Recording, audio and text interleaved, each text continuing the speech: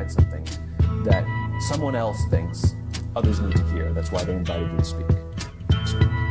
Dalam pendidikan kita masih lemah, itu yang saya jadi sebenarnya. Semua ini kan faktor pendidikan kan sebenarnya. Nah, itu yang saya lihat lemah. Dan menerima media sosial juga belum siap. Masyarakat kita itu tidak siap dengan pendidikan atau barangkali itu komentar sedikit itu saja. yang pernah dikatakan juga bahwa katanya kemerdekaan pers itu kebablasan. Ya. Nah, macam aku sebagai seorang wartawan, pertama aku tolak itu. Tidak. Itu sudah proporsional. Tapi ternyata memang penggunanya sering kebablasan. Barangkali begini, Pak Freddy, tadi dikatakan bahwa itu mengenai orang-orang yang marah-marah ini, yang sering amok, begitu. Ini tipikal barangkali. Kenapa? Kita sudah berpuluh tahun dan barangkali dari nenek kita dalam keadaan tertekan. Ketika ada peluang untuk meletus ke atas, kita manfaatkan itu. Dalihnya kita cari. Kita cari peristiwanya. Sebenarnya kalau saya mau menyinggung sedikit, kalimat itu tadi yang dikatakan oleh Baharudin, tempat jin buang anak. Itu seringnya aku katakan juga kepada kawan-kawan, rumah kau jauh kali, malas aku, tempat jin buang anak. Nah, kalau di Medan kami ada lagi istilahnya, itu bukan tempat jin buang anak, di mana anak-anak main jin di sana.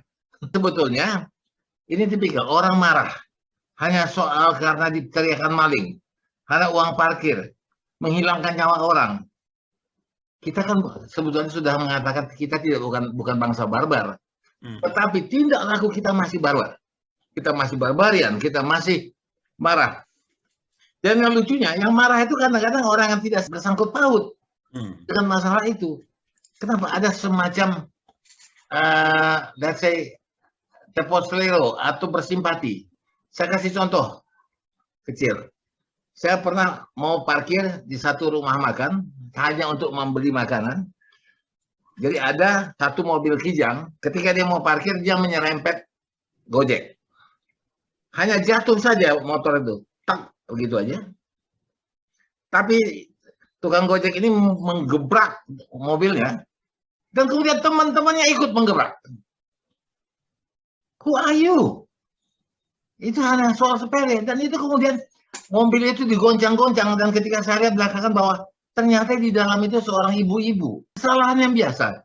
Kalau Anda tidak mau bersinggungan, Anda di rumah aja deh. Kalau Anda tidak mau mobil Anda cacat, simpan aja tuh, selimutin biar nggak digigit nyamuk. Kadang-kadang disayangkan, kenapa kita menjadi sumbu pendek? Begitu mungkin pertanyaannya. Itu kita rasa, kita juga pernah muda.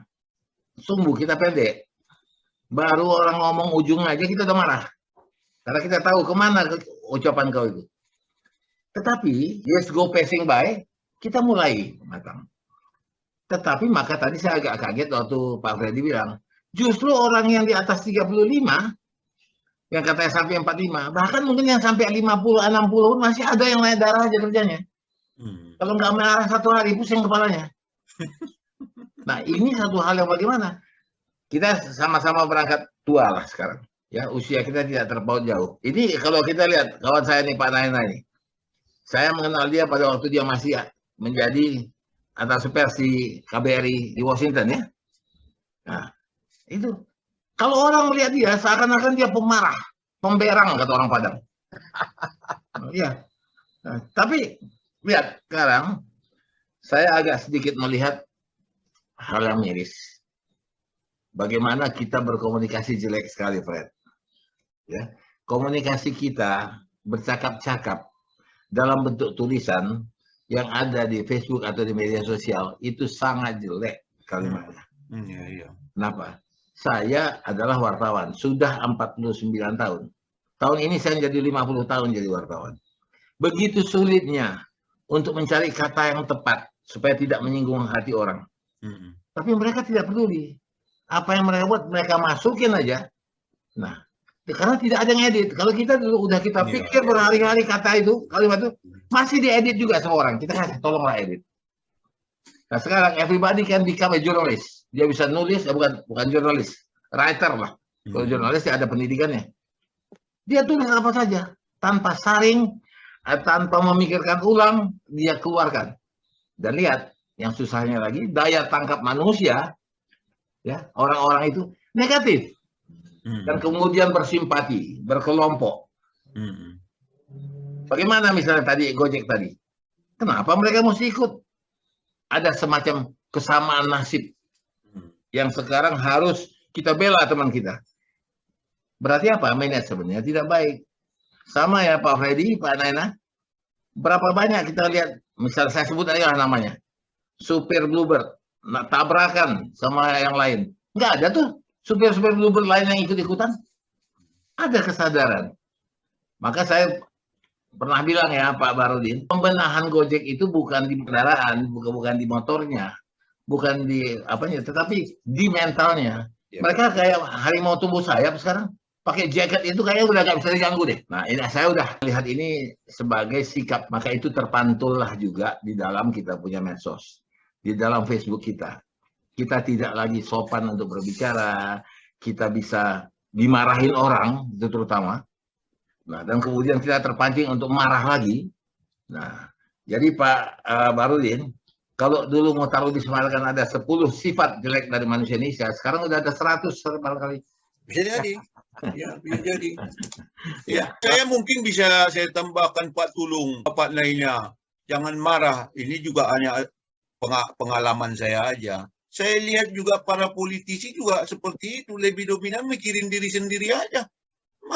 Jarang orang berpikir tentang republik ini, apalagi masyarakat. Ini sorry aja, ini pengalaman saya sebenarnya. Jadi mungkin juga sebenarnya jadi pengamat yang jauh lebih bisa berkomentar. Kalau saya mungkin karena soal, itu kan gara-gara persaingan lo aja tertingkir. Mungkin begitu kan. Tapi saya begitulah kalau Pak Barudin itu, jadi ada otokritik. Iya.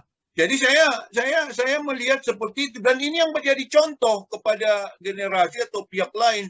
Lah, mereka juga mikir diri sendiri. Dia juga berantem. Tadi kita bicara sama Pak Naina juga persoalan pemekaran daerah. Republik ini masih orang berpikir pemekaran daerah, sementara di negara lain ke Mars atau ke bulan. Karena dia supaya dapat tempat, Pak Naina. Iya, supaya ada tempat dia, ada dia membangun KKN, anak-anaknya, istrinya, dan seterusnya. Saya melihat itu. Mohon maaf kalau saya salah. Tapi itu fakta saya. Dan di buku saya, Pak Ishari, salah satu persoalan yang kita lihat sebenarnya mungkin di lingkup dunia saya itu, di buku saya Orang Batak Naik Haji juga saya cerita soal keserakahan. Orang beribadah pun serakah. Bayangkan itu mau naik haji, kalau perlu tiap tahun dia naik haji. Kalau umroh tiap tahun dia naik umroh. Dia tidak mau kasih itu kesempatan orang lain. Kira-kira begitu. Ini mohon maaf nih Pak Naina nih sama Pak Tulung nih. Saya mau komentar begini. Data yang dikasih oleh Pak Freddy tadi itu sangat menolong. Ya. Tapi dengan adanya kasus Edi Mulyadi yang mengarah ke Kalimantan, terus terang saya sangat bersyukur dengan adanya kasus ini. Kenapa? Nah, di situ kita bisa lihat orang menggunakan ungkapan tertentu, orang bisa nilai itu ucapan kebencian, mengeritik, atau memang ceplas-ceplos. Itu nggak apa-apa. Kau kan datang juga dari Rimau Kaluang katanya. Nggak apa-apa, ya kan?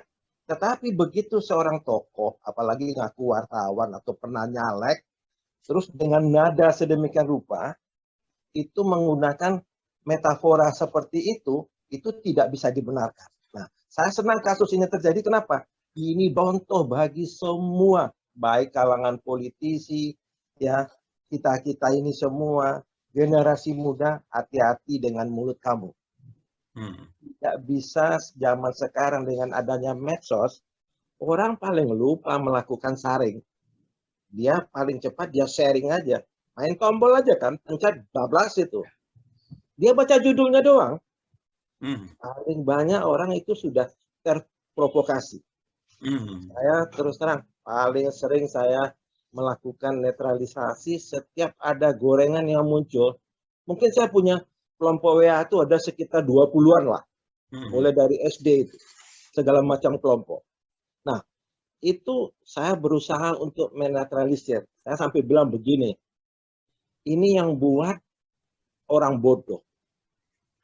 Yang nerusin lebih bodoh. Saya yang membaca, tambah bodoh saya bilang. Ini kok begini, kok diterus-terusin gitu. Nah, itu. Nah, kalau soal politisi nanti Pak Ari Tonang saya mau komentar tersendiri. Tapi kembali ke data Pak Freddy Tolong. Tadi data itu yang di Jogja, itu bagi saya kaget saya. Apa iya seperti itu gitu. Sedemikian rupanya karena image kita secara internasional itu kan bangsa Indonesia ini bangsa yang ramah.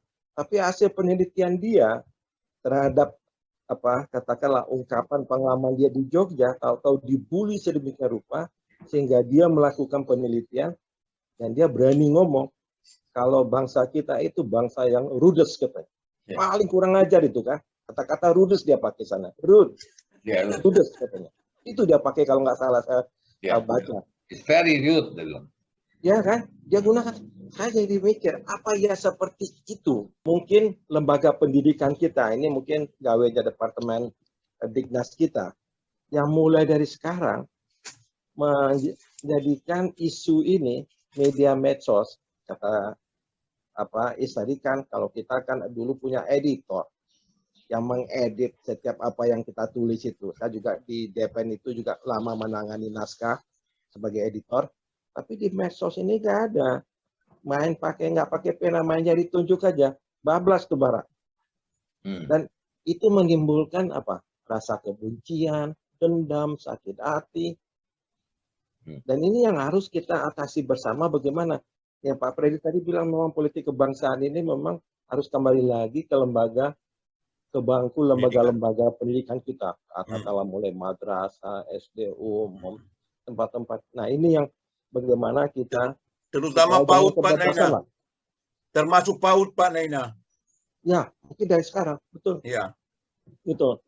Silakan Pak, mungkin Pak Freddy mungkin bisa lebih elaborasi dari itu. Tapi sebelum Pak Freddy, mungkin saya bisa komentar persoalan jin buang anak tadi. Kalau dia memang niatnya menyampaikan seperti itu, berarti dia tidak memahami daerah yang dia komentari. Mungkin dia belum pernah ke sana, itu satu. Kalau dia tahu daerah itu Pak. Saya yakin dia tahu. Cuma dia mau untuk memaki orang, mau menjelekkan orang, dia pakai ungkapan itu. Dia nggak tahu orang bakal tersinggung. Iya, kalau itu ya. Makanya saya senang kasus ini terungkap, supaya hati-hati.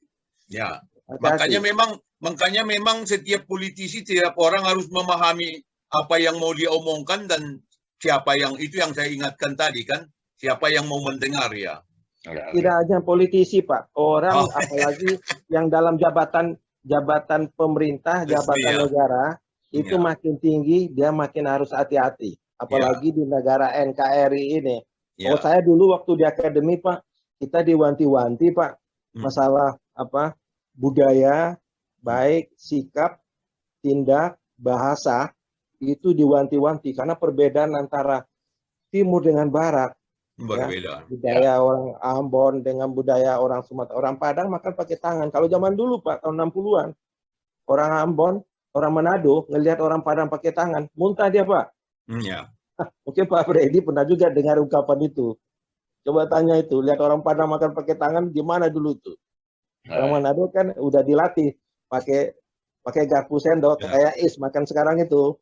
Iya. Oke Pak, silakan Pak. Ya, ada yang menarik. Yang pertama barangkali mengomentari apa yang disampaikan Pak Burhanuddin tadi ya, pendidikan. Sebenarnya konteks pendidikan yang kita bicarakan di sini kan bukan single education ya, bukan hanya formal education, tetapi yang tidak kalah pentingnya sekarang justru peranan yang paling penting di samping formal education juga non-formal education dan informal education. Nah, saya beranggapan terjadi kesenjangan yang sangat signifikan antara formal education dengan informal education dan non-formal education. Kesenjangan ini menimbulkan multitafsir yang ya terus terang menumbuhkan antara lain identitas sempit tadi gitu ya. Jadi loyalitas saya kan bukan kepada nilai-nilai kemanusiaan, tapi kepada solidaritas sesama teman yang punya, tadi bicara misalnya Gojek gitu. Kalau ada satu Gojek yang tersentuh, dia adalah bagian dari saya. Bukan persoalan salah benar, tapi persoalan solidaritas saja. Solidaritas yang absolut. Tidak lagi nilai-nilai kebenaran atau kebaikan dan lain sebagainya. Itu yang pertama. Nah, yang kedua, harus diakui juga identitas-identitas sempit ini kemudian merenggangkan yang saya artikan sebagai social cohesion, ya. Bagian dari bagaimana modal sosial orang Indonesia ini kan sebenarnya karena kedekatan. Ya, ada 4M, saya sudah selalu bilang ya. 4M, mutual interaction, ada 4 tuh. Yang pertama, saling berinteraksi. Karena saling berinteraksi, jadi saya ganti dari bukan 4M, 4S ya. Saling berinteraksi ini akan menumbuhkan yang namanya saling pengertian. Saling pengertian ini akan menumbuhkan yang namanya saling menghormati. Saling menghormati ini pada gilirannya akan menumbuhkan yang disebut dengan saling menguntungkan. Jadi 4S ini kok sekarang kelihatannya tidak lagi signifikan gitu ya.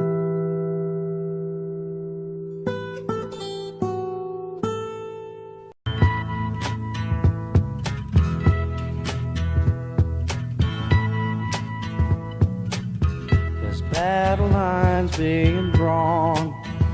Nobody's right if everybody's wrong.